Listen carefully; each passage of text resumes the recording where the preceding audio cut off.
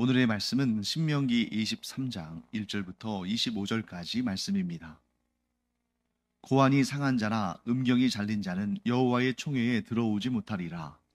사생자는 여호와의 총회에 들어오지 못하리니 10대에 이르기까지도 여호와의 총회에 들어오지 못하리라.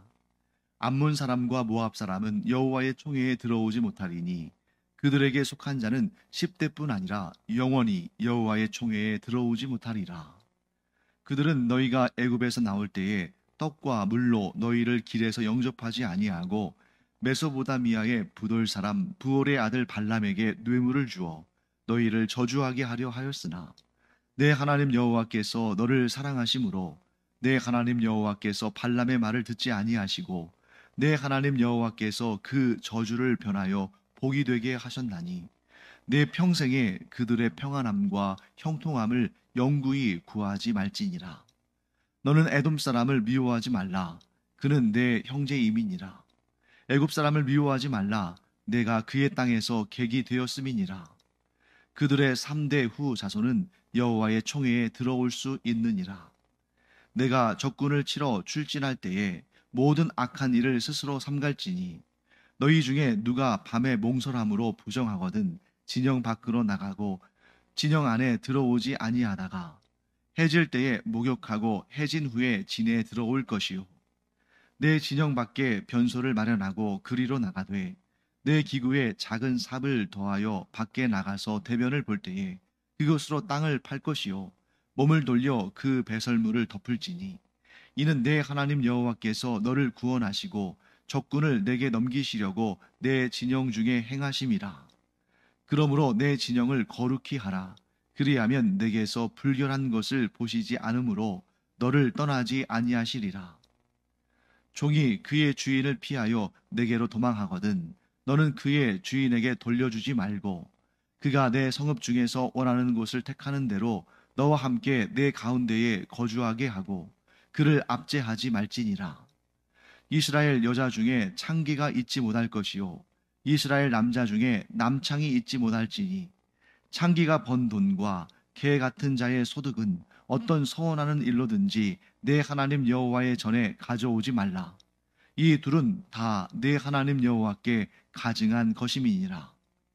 내가 형제에게 구워 주거든 이자를 받지 말지니 곧 돈의 이자, 식물의 이자, 이자를 낼 만한 모든 것의 이자를 받지 말 것이라.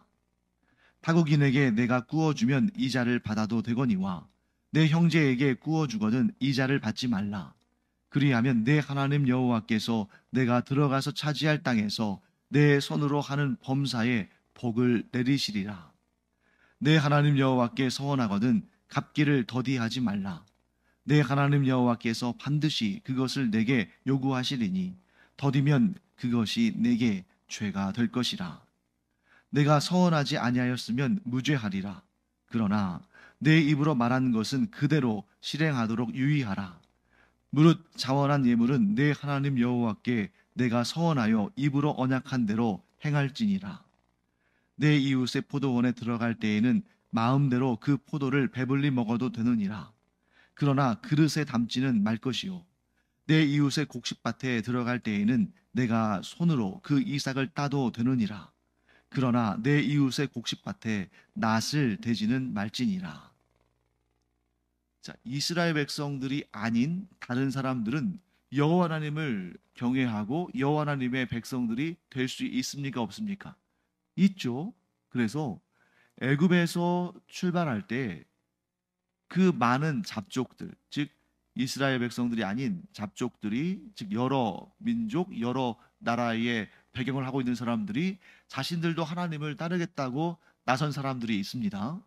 그리고 여기서 보면 모압 사람, 암몬 사람은 영원히 여호와의 총회에 들어오지 못한다. 이제 이런 얘기가 있으니까 그러면 모압이나 암몬 사람들 중에 여호와 하나님을 경외하고 여호와 하나님을 섬기기로 한 자들이 여호와 하나님을 따를 수 없단 말인가? 룻기를 보시면 참 귀한 룻이라는 여인이 나오죠. 룻 어떤 민족 사람입니까? 모압이거든요. 모압 민족 사람이에요. 더군다나 이 모압 민족 가운데 속한 이 룻은 나중에 다윗 왕의 증조 할머니가 된단 말이에요. 그런데 왜 여기에서는 뭐 모압이나 암몬, 또 그 앞에서는 뭐 고안이 상한 자나 음경이 잘린 자는 여호와의 총회에 들어오지 못한다, 이런 규정이 왜 있을까? 자, 여기에서 우리가 한 가지 알고 넘어가야 할 부분이 있습니다. 자, 여러분, 여기에서 지금 우리가 레위기를 읽으면서 또 여기 신명기를 읽으면서 뭐 넓게 본다면 모세오경을 읽으면서 특별히 이 지금 신명기를 시작하면서 지금까지 우리가 무려 23장째 읽고 있지 않습니까? 자, 여기에서 이 23장에 나오는 총회라는 단어를, 여호와의 총회라는 단어를 본 적이 있습니까? 없죠. 대신에 여호와의 총회라는 이름 대신에 어떤 이름이 쓰였을까요? 회중이라는 단어가 쓰였어요. 회중. 여기에서 이 신명기 23장에서 여호와의 총회 할 때 이 총회는 히브리어로 카할이라는 단어를 쓰는데, 회중이라는 단어를 쓸 때에는 에다라는 단어를 씁니다. 둘이 다른 거죠.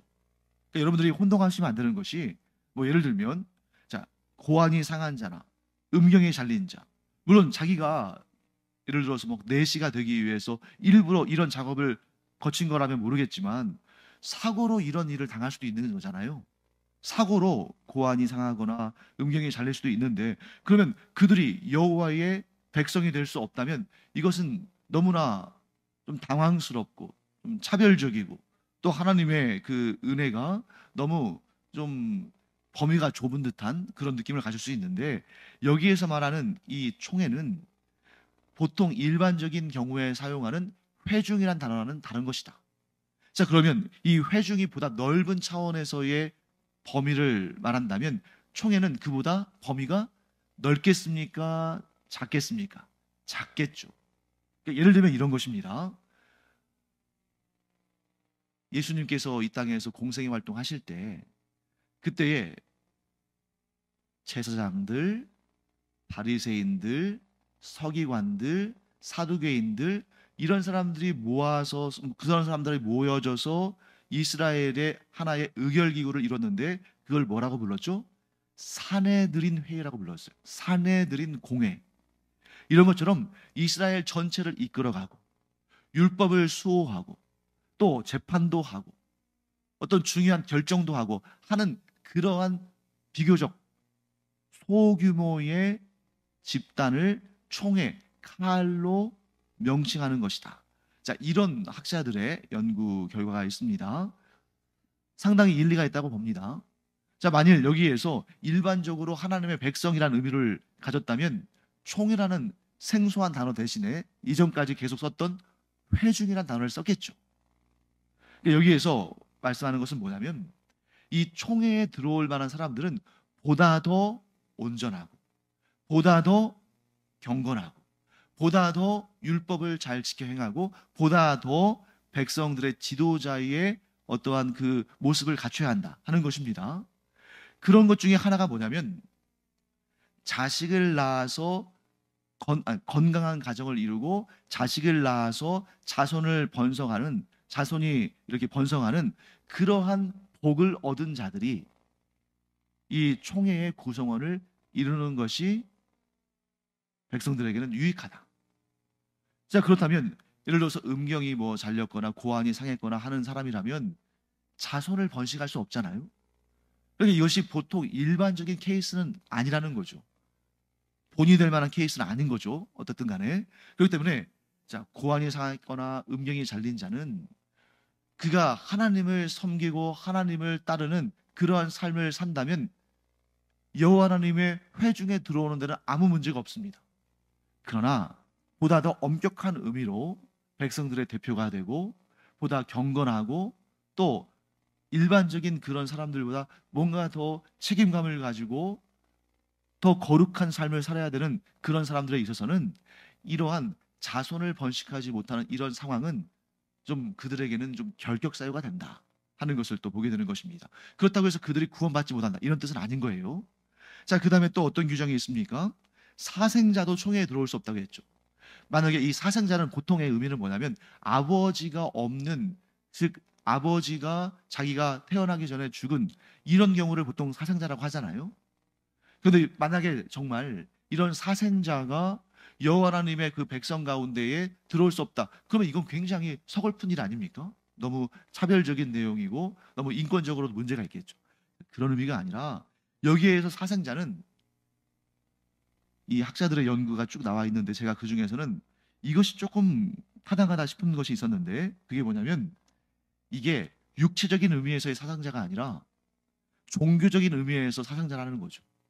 자, 종교적인 의미에서 사상자는 뭐냐면 부모 중에 둘 중에 한 명은 여호와 하나님을 섬기는 신앙을 가지고 있는데 다른 사람은 출발점이 여호와 하나님을 섬기는 신앙이 아닌 경우를 말하는 거라는 그런 가능성이 있다는 거죠. 그러니까 예를 들면 이런 것입니다. 아버지는 이스라엘 사람이에요. 그래서 태어나면서부터 여호와 하나님을 섬기는 그런 믿음 가운데 자랐습니다.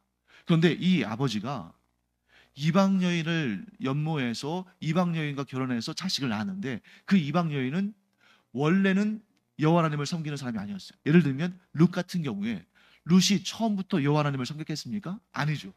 룻은 처음에는 어떤 신을 섬겼겠어요? 뭐 그모스랄지 밀곰이랄지 이런 모압이나 암몬에서 섬기는 그런 신들을 섬겼겠죠. 그러다가 이제 나오미의 집안에 들어오면서 엘리멜렉의 집안에 들어오면서 여호와 하나님을 알게 되고 믿게 되었겠죠.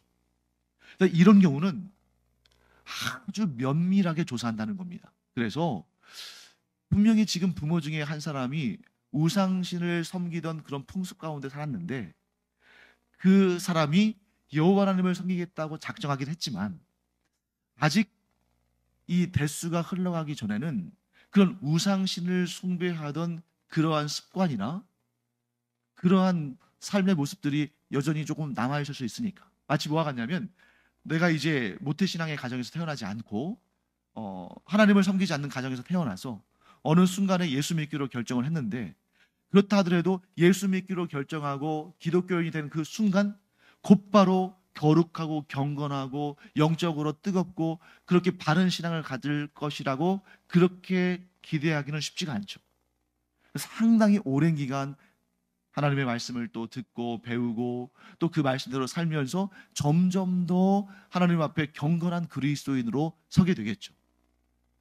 그런 시간이 한 10대쯤 요구된다는 거예요. 그래서 한 10대 정도 이 우상을 섬기던 자가 조상이었던 사람이 한 10대 정도 흐르면서 여호와 하나님에 대한 신앙이 올바르게 또 온전하게 굳건하게 서 있는 경우 그 이후에야 여호와의 총회에 들어올 수 있는 그러한 자격을 준다 하는 것입니다. 만약에 이것을 너무나 그냥 파편적으로 생각하게 된다면 사생자는 그러면 아버지를 알지 못하는 즉 아버지가 자기가 태어나기 전에 일찍 돌아가신 그런 경우는 그러면 구원을 받지 못하는 것인가? 그런 게 아니라는 거예요.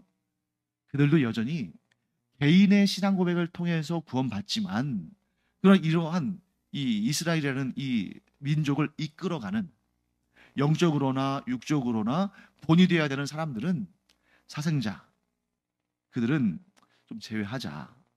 그런데 사생자의 경우에는 10대가 지나면 받아들일 수가 있는데 총회에 들어올 수가 있는데 암몬과 모압 사람의 경우는 조금 다른 규정을 제시합니다. 어떻게 제시했어요?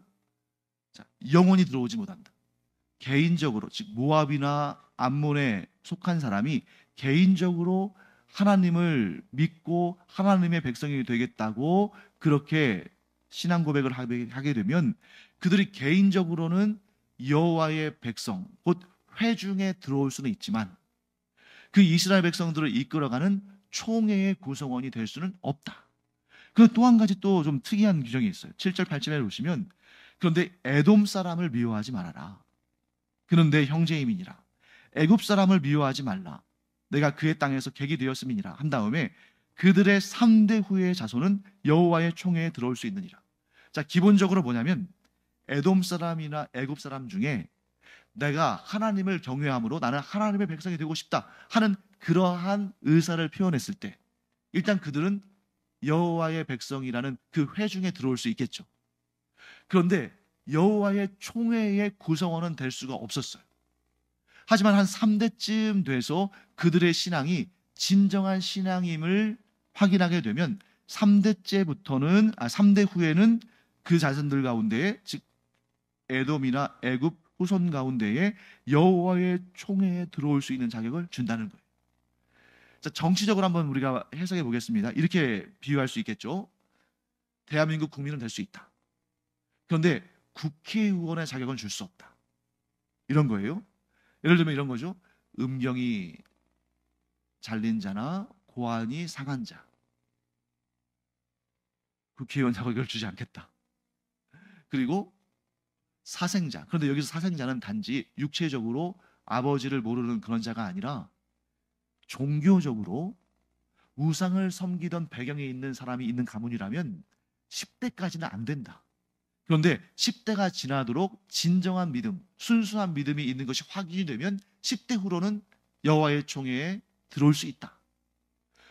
암몬이나 모압의 후손들은 개인적으로 하나님을 믿기로 작정하고 하나님을 따르기로 작정하고 그 회중에 들어올 수는 있지만 영원토록 일종의 국회의원, 이 총회 회원 자격은 부여하지 않는다. 그런데 에돔과 애굽의 경우는 3대 후로는 여호와의 총회에 들어올 수 있다. 항상 기본은 뭐예요? 스스로의 믿음의 고백으로 하나님의 백성이 되기를 작정한 자들이에요.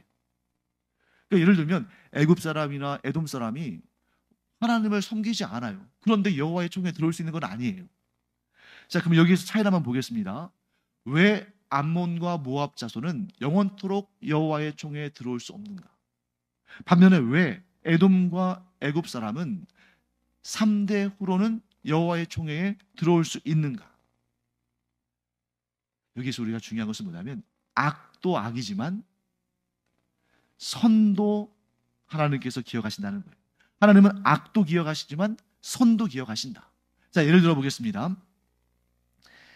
에돔이 이스라엘에게 베푼 은혜는 뭐가 있습니까? 자, 에돔이 이스라엘에게 행한 악들도 많잖아요. 그런데 에돔이 이스라엘에게 베푼 선은 무엇인가? 자, 여기에서 에돔은 조상이 누굽니까? 에서죠. 에서가 이스라엘, 곧 야곱에게 베푼 선이 무엇이었습니까? 라반의 집에 피신했다가 돌아올 때에 에서가 예전의 그 억울함, 그 원수를 갚으려면 얼마든지 갚을 수 있었어요. 그래서 에서는 큰 군대 같은 그러한 병사들을 지니고 있었고 야곱은 그냥 자기 가족들 뿐이에요. 물론 종들도 있었겠지만. 그러면 거기에서 길목에 서서 기다리다가 야곱의 가족들을 죽일 수도 있는데 도리어 어떻게 했습니까? 끌어안고 기뻐하고 그에게 도리어 선을 베풀었어요. 그것을 하나님께서 기억하신다는 것이죠. 자, 그 다음에 애굽의 선은 무엇입니까? 애굽이 이스라엘 백성들을 괴롭히고 또 그들을 학대하고 했기 때문에 하나님께서 이스라엘 백성들의 그 울부짖음을 들으시고 그들을 출애굽하게 하셨잖아요. 그런데 애굽이 처음부터 그랬나요? 아니죠. 요셉이 애굽의 총리로 있는 동안에는 이스라엘 백성들은 애굽의 은혜를 얻었어요. 요셉을 알지 못하는 다른 왕조가 세워지면서 이스라엘 백성들을 괴롭혔지만 그 이전에는 애굽이 없었다면 야곱과 그의 후손들은 다 굶어 죽었겠죠. 애굽이 선을 베풀었기 때문에 또 땅도 내어주었기 때문에 그들에게 목축을 할 수 있도록 해주었기 때문에 이스라엘이 애굽 땅에서 큰 민족을 이룰 수 있었던 것입니다. 자, 그러니까 에돔도 애굽도 만만치 않게 이스라엘에게 악을 행했지만 그래서 하나님께서 그걸 기억하시지만 그래서 심판하셨지만 그러나 그들이 베푼 은혜, 그들의 베푼 선, 작은 것이라도 하나님은 기억하신다는 겁니다. 그래서 신약에 보면 이런 내용 나오잖아요. 누구든지 주님의 제자에게 작은 냉수 한 그릇이라도 대접했다면 결코 하나님이 잊지 않으신다. 예수님이 결코 잊지 않으신다. 반드시 좋은 것으로 갚아주신다. 자, 여기에서 우리가 아주 중요한 교훈을 얻게 되죠. 우리의 죄에 대해서는 우리는 반드시 회개함으로 그 죄의 문제를 해결해야 됩니다. 근데 그것이 우리의 인생의 다가 아니에요. 우리의 인생의 또 한 축은 무엇입니까? 우리가 선을 행함으로, 기꺼이 선을 행함으로 하나님을 기쁘시게 하면 하나님은 그것도 역시 결코 잊지 않으시고 상과 복으로 채워주신다. 하나님은 죄도 잊지 않으시고 선도 잊지 않으시는 거예요. 하나님은 악도 잊지 않으시고 우리가 베푼 은혜도 잊지 않으시는 겁니다. 그래서 우리는 두 가지를 다 신경 써야 돼요. 우리가 죄를 지었다면 최대한 빨리 회개하고 하나님 앞으로 돌아와야 되고, 우리가 만일 선을 행했다면 어떤 기대감을 가져야 됩니까? 내가 누군가에게 선을 베풀면서 그 사람에게 받아야겠다, 이런 마음을 가지면 나중에는 결국 상처받을 수 있잖아요. 왜? 그 사람이 안 갚아줄 수 있으니까. 그런데 우리 안에는 어떤 마음이 있어야 됩니까? 내가 아무리 작은 선을 베풀었다 할지라도 하나님은 그걸 반드시 기억하시고 나에게 그에 대한 상과 복을 주신다. 그래서 여러분, 우리가 기도할 때에 이렇게 기도하는 건 아주 좋습니다. 어떻게 기도해야 되냐면, 하나님 앞에 우리가 지은 죄가 기억났을 때 그 죄에 대해서 빨리 회개하는 것 굉장히 중요하고요. 그 다음에 하나님의 은혜를 구할 때에, 하나님, 제가 하나님을 섬기기 까닭에, 그래서 자그마한 선이라도, 자그마한 의라도 행한 것이 있고 베푼 것이 있다면 하나님 그것을 기억하시고 저를 긍휼히 여겨주시옵소서. 이렇게 여러분들이 기도하는 것, 아주 좋은 기도 방식이라고 볼 수가 있습니다. 자, 그 다음에 이제 계속 내용들을 볼까요? 9절부터 14절까지는 어떤 내용이냐면, 밤중에 몽설한다, 또는 배변을 진영 밖에서 한다. 자, 이게 사실은 어떤 의미를 가지고 있냐면, 내가 하나님을 섬기며 살고 있기 때문에 내 삶을 거룩함으로 유지한다. 그래서 하나님 보시기에 거룩하지 않은 것들은 끊고, 하나님께서 보시기에 좀 거룩하지 않은 것들은 또 그것을 진영 내에서 행하지 않는다. 자, 이런 것들이 사실은 크게 하나님 앞에 크게 범죄하는 것도 아니고 크게 전쟁의 결과를 좌우하는 것도 아닌 것처럼 보이지만, 일상의 사소한 일에서부터 우리가 경건하고 신중하고 분별력 있게 살아간다면 그 삶의 자세 자체가 하나님을 기쁘시게 하는 일이잖아요. 그런 것들에 대해서 강조하는 것입니다. 그 다음에 15절과 16절은 주인에게서 도망친 종에 대한 이야기죠. 자, 이 사람이 왜 도망쳤겠어요? 주인에게 해를 끼쳤거나 주인에게 미움을 받아서 그러겠죠. 그런데 여기에서 문제는 뭐냐면, 대부분의 경우에 이렇게 도망치지 않으면 이 종이 한 일보다 훨씬 더 심각한 문제가 발생하죠. 대표적인 게 뭐겠습니까? 죽일 수도 있잖아요. 이 종이 죽을 만한 죄를 짓지 않았어도 주인이 이 종을 죽일 수 있단 말이죠. 그래서 도망친 겁니다. 그래서 여기서 말씀하는 것은 뭐냐면, 도피성의 규정과 같이 일단 사람의 생명이 소중하다. 일단 살리고 봐라. 그리고 나중에 그 죄에 대해서 정확한 판정을 하고 그 죄값을 물을지언정 일단 살리고 봐라 하는 것입니다. 그리고 이제 17절과 18절은 이스라엘의 창기와 남창을 금지한다. 이것은 뭘 의미합니까?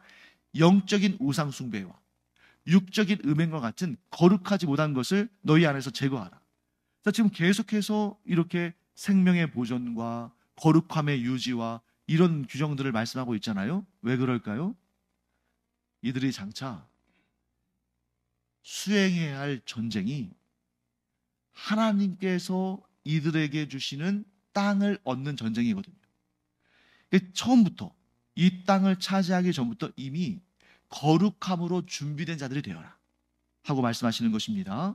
그리고 19절부터 20절까지는 이스라엘 백성들에게, 즉 형제에게 이자를 부과하지 말아라 하는 것입니다. 여기서도 좀 독특한 규정이 있죠. 20절 말씀, 타국인에게는 이자를 받아도 되지만 이스라엘 백성들에게는 이자를 받지 말아라. 자, 왜 그럴까요?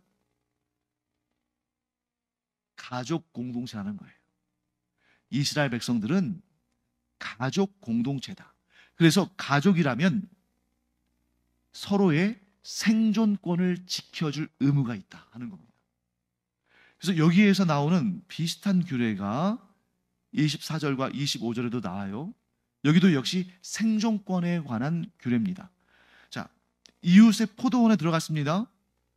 자, 오늘날 우리는 아무리 이웃이라 할지라도 가서 마음대로 포도나 귤이나 이런 과일을 따먹으면 됩니까? 안 됩니까? 안 되죠. 그런데 이스라엘은 그게 가능해요.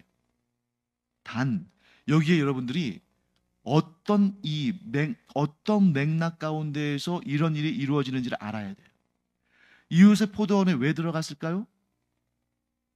배고파서. 그런데 너무너무 먹을 것이 없으니까 굶어 죽게 생겼으니까 하는 거예요. 그러면 하나님의 말씀은 이겁니다. 포도보다 목숨이 더 소중하다. 곡식보다 목숨이 더 소중하다. 그러니 이 사람이 정말 먹을 것이 없어서 생명을 부지하기 위해서 포도원이나 곡식밭에 들어와서 포도를 따먹거나 곡식을 따먹으면 그것은 네가 허용해줘라. 자, 그런데 허용해서는 안 되는 부분이 있죠. 어떤 겁니까? 그릇을 들고 가서 담아오거나 낫을 들고 가서 아예 작정하고 베는 것은 안 된다. 왜? 이건 도둑질이다. 즉 살기 위해서 먹는 것은, 살기 위해서 남의 것을 먹는 것은 죄가 아니다. 오늘날 우리는 아니에요. 살기 위해서 들어가서 먹어도 죄는 죄입니다. 그런데 자, 앞에서 뭐라고 설명했습니까? 이스라엘 백성들은 가족 공동체다. 예를 들어서 아들이, 딸이 먹을 것이 없어서 굶어 죽게 생겼는데, 그래서 부모의 집에 가서 냉장고를 열고 막 먹었는데 그걸 가지고 경찰서에 가거나 법정에 고소하는 사람은 없겠죠. 왜? 가족 공동체니까. 그리고 그렇게 고소한다 할지라도 법원에서 그 유죄 판정하지 않아요. 심지어 법원에서는 자식이 죄를 지었는데 부모가 그걸 신고하지 않아도 죄를 묻지 않습니다. 왜? 가족이니까. 그런데 가족이 아닌 다른 사람이 누군가가 범죄하는 것을 목격했는데 그걸 신고하지 않잖아요. 무고죄에 걸리는 거예요. 가족이기 때문에 그의 생존권을 지켜줘라. 하지만 아무리 가족 공동체라 할지라도 욕심을 품고 남의 재산을 취하면 그것은 죄다. 이렇게 말씀하시는 것입니다. 이제 마지막으로 이제 21절과 23절 말씀 볼까요? 여기에 서원에 대한 규정이 나오죠. 서원은 무엇입니까? 다른 말로 하면 약속입니다. 그러니까 하나님께서는 왜 서원을 반드시 지키라고 하시냐면 약속이 얼마나 중요한 것인지를 아시기 때문이에요. 그러면 왜 약속이 중요합니까? 하나님은 약속하시는 하나님이시고 또 그 약속을 반드시 지키시는 하나님이시기 때문에 하나님의 백성들도 약속하면 반드시 지키라고 말씀하시는 것입니다. 그러면 여기에서 우리가 이런 의문을 가질 수 있겠죠. 사람은 온전하지 않기 때문에 처음에 급할 때는 약속했다가 나중에 좀 이 문제가 해결되면 약속을 안 지키는 경우들이 생기잖아요. 그러면 약속을 지키지 않으면, 즉 서원을 지키지 않으면 하나님께 죄를 짓는 것이고 그러면 벌을 받습니다. 그러면 이런 생각할 수 있죠. 아니 괜히 약속했다가 그게 죄가 되고 벌을 받을 것 같으면 약속을 안 하는 게 좋지 않을까? 서원을 하지 않는 게 좋지 않을까? 그렇지가 않습니다. 왜냐하면 이 거룩한 약속, 하나님과의 약속은 굉장히 소중한 은혜의 방편이에요. 그래서 여러분 서원해서 기도하면, 서원을 통해서 기도하면 하나님께서 반드시 지켜주시고 그에 대한 더 큰 은혜와 더 큰 복을 주십니다. 그런데 문제는 뭐냐면 인간이 하나님처럼 온전하지 않기 때문에 하나님은 반드시 약속을 지키시지만 사람은 서원을 지키지 않을 때가 있다는 거예요. 그래서 이 서원이라는 너무 소중하고 너무 풍성한 이 복의 원천을 오히려 죄와 형벌의 도구로 우리가 전락시키는 그런 경우들이 발생한다는 것이죠. 그렇기 때문에 서원을 하는 자는 이 세 가지를 반드시 염두에 두고 서원을 해야 됩니다. 서원을 아예 하지 않는 것, 그것은 사실 이런 거나 마찬가지예요. 나는 풍성한 복과 은혜를 별로 바라지 않아. 그냥 소소하게, 그냥 적절하게 그렇게 살면 돼. 뭐 그러면 서원하지 않아도 되겠죠. 하지만 하나님을 향한 열심이 있을 때, 하나님이 주시는 그 큰 복과 은혜를 사모할 때 서원합니다. 그런데 이 세 가지를 꼭 지키라는 것이죠. 첫째, 서원을 지키는 자에게 반드시 복을 주시는 하나님을 신뢰함으로 서원해야 됩니다. 내가 서원하면 하나님께서 이거 이루어 주실까? 내가 서원한다고 해서 뭐 하나님께서 특별히 더 큰 복을 주시겠어? 이런 마음이 아니라 서원을 하고 그 서원을 지키는 자에게는 하나님께서 반드시 더 크고 더 놀라운 복과 은혜를 주신다는 것을 신뢰함으로 서원하는 것입니다. 두 번째, 동시에 자신이 지금 서원하는 그것을 자신이 과연 지킬 수 있는 것인지를 정확하게 판단하는 분별력이 있어야 한다. 처음에는 자기가 막 복도 받고 싶고 지금 당면한 문제가 너무나 힘겹고 버거우니까 막 하나님께 서원을 남발하는데 이제 문제가 좀 해결되고 보니까 도무지 이 서원을 갚을 길이 없는 거예요. 능력이 안 돼. 그러면 안 된다는 거죠. 내가 갚을 수 있는, 내가 지킬 수 있는 서원만 한다. 셋째, 일단 서원하였으면 어떤 경우에도 그것을 어기지 않고 반드시 지켜내는 그런 결단력과 의지가 있어야 한다. 이 세 가지가 있다면 서원은 복 중에 복이고 은혜 중에 은혜입니다. 그런데 이 세 가지 중에 하나라도 지켜지지 않는다면 서원이 도리어 벌을 받는 그런 아주 안타까운 기회가 될 수 있다 하는 것을 우리가 알기를 바랍니다. 그래서 서원이 구약 시대처럼 막 그 서원을 위해서 막 제물을 바치고 이런 것이 아니라 오늘날 우리 시대에는 물론 하나님께 예물을 바치고 이런 것도 분명히 존재합니다만 이 마음의 서원이라는 게 있잖아요.